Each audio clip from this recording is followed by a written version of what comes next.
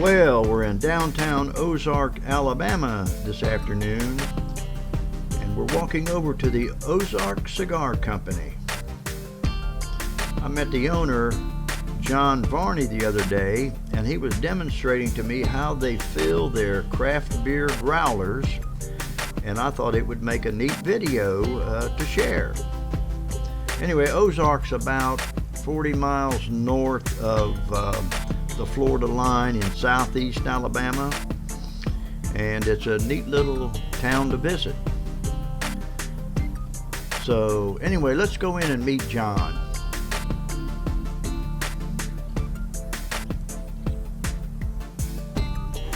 There he is now. Hey, come on in, John. I know you're going to show me how to do that growler. Okay. Yeah. Hi, I'm John Varney, and we're going to be filling a growler here at Ozark Cigars in Ozark, Alabama. What we're going to do is we're going to place the bottle inside of the growler filling machine. These machines come from Russia. We're the only ones in Alabama that do have these. What it does is it takes all the oxygen out of the bottle and it fills it with CO2. So it would be like transferring the beer in the keg straight into the bottle. Once we seal it, the bottle's good for 30 days before you have to open it and drink it. That's the difference between a regular fill from a tap from a regular bar, I guess you could say. We've got these machines for people to take their beer home, and since we swap beers so often, this way they are guaranteed a beer of their choice while we have it on tap. So what we do is we insert the bottle. I will shut the lid there, and what I'm doing is I'm shooting CO2 inside the bottle itself right now. And then after I shoot the CO2 into the bottle, I'll bring the handle forward, and what that will do is it will release the contents inside the keg inside of the bottle. And as you can see, it flows down the sides there to prevent a lot of foaming, a lot of waste in the product, and it will fill from the bottom up, of course. But the great thing about this machine here is we don't have a lot of waste, a lot of foam. It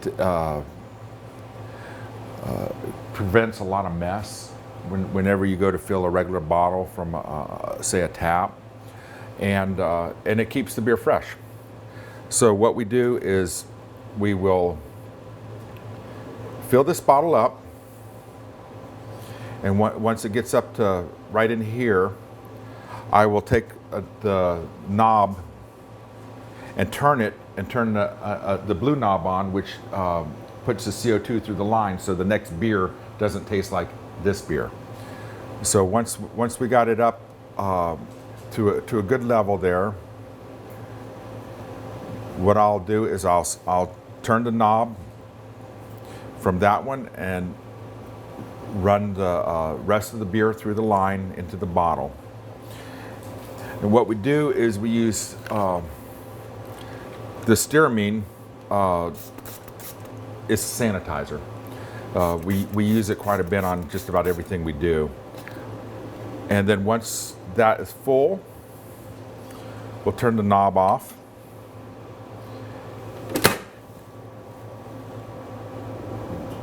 Release the beer, and in this case it's a cider. We'll take the bottle out. We'll put the lid on, and at this point you can't leave the property with the bottle that if it doesn't have a seal on it. And in this case what we do is we will put a tag on it to describe what we have in the bottle. And we will seal it with, in this case, electrical tape.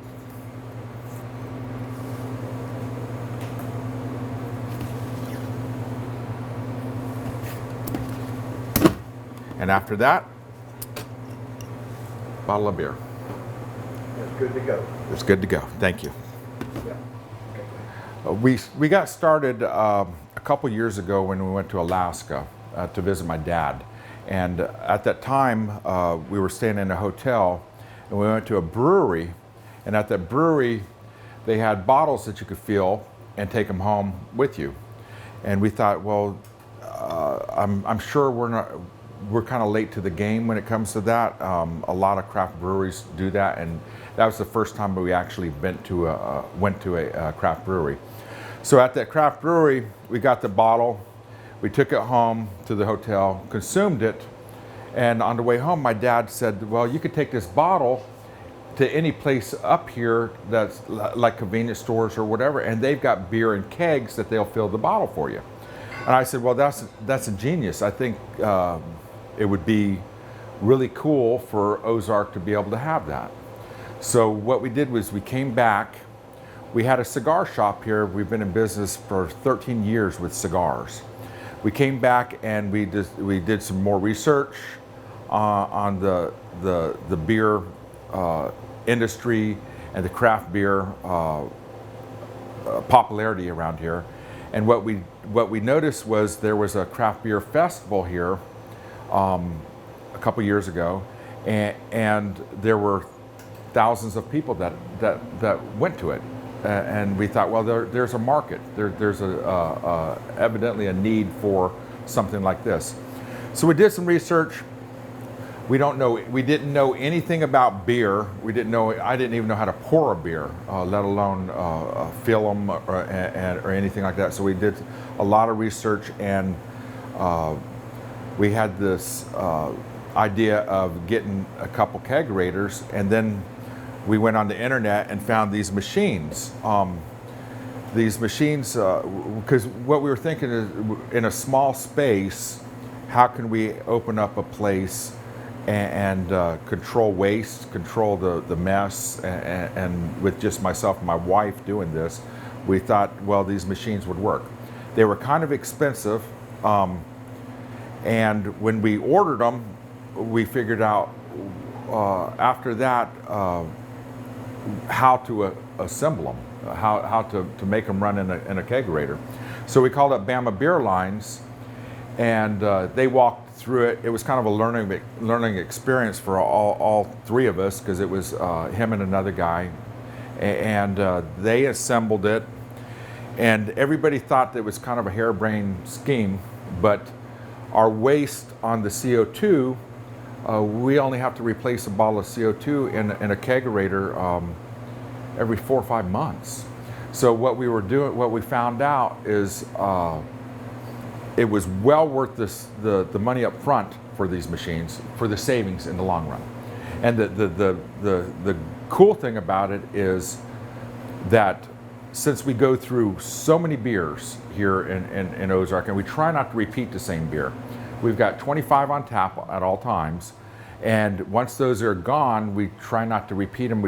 Our goal was to try to attempt to capture as many different beers from many different places in the United States as possible to let everybody try here.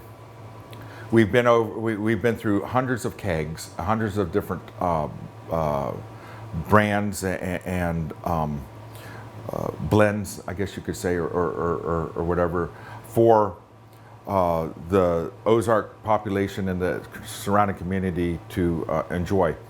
COVID took off, and a lot of the bars were shut down, and a lot of the restaurants were shut down, but we were able to open up the doors, and people would honk their horn, and we'd go out and we'd get their bottles, and we'd fill their bottles. So they were able to enjoy craft beer at that time also.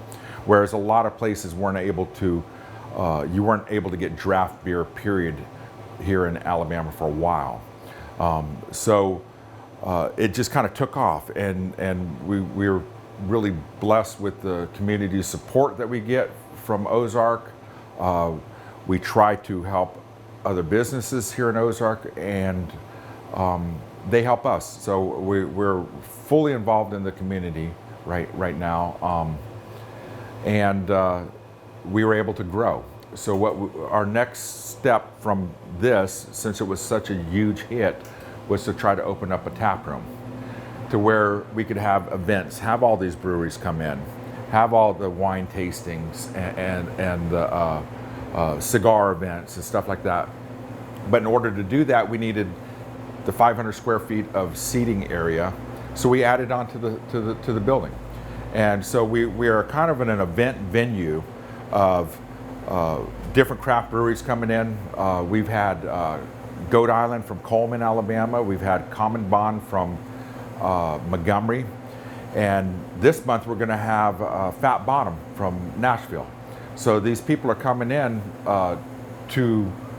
because they're filling a niche here in Ozark. And we've had a huge success with the community getting behind it and having different companies come in from all over the place. So what we're shooting for is every month to have a brewing company come in, and then hopefully September, October, having all of them come in to have a kind of a small beer festival here in Ozark.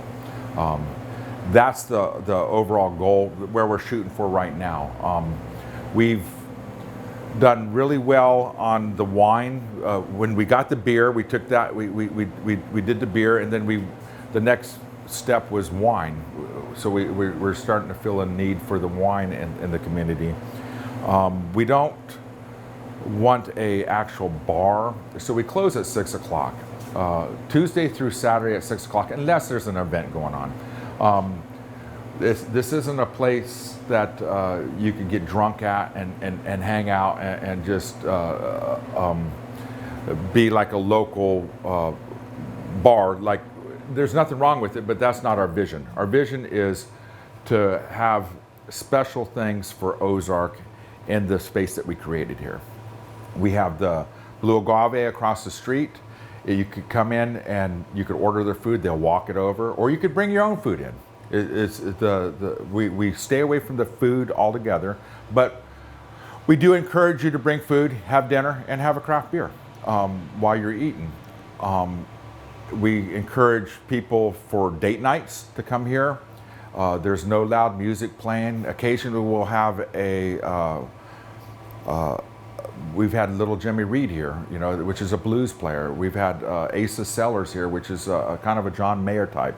So we're trying to differentiate ourselves in the community from what we already have. We try to stay in our lane on our vision there.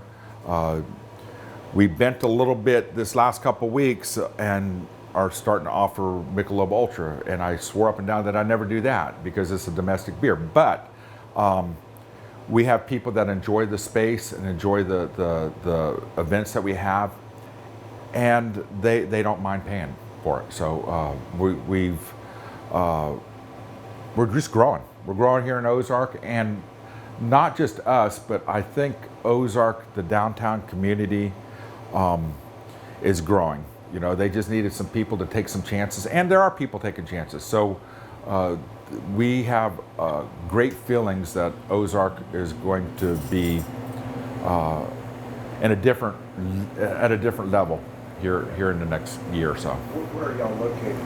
We're located here on the square. If you look at the front of our building, it says Ozark on the front of the building. Our actual address is on the South Union, 164 South Union Avenue in Ozark.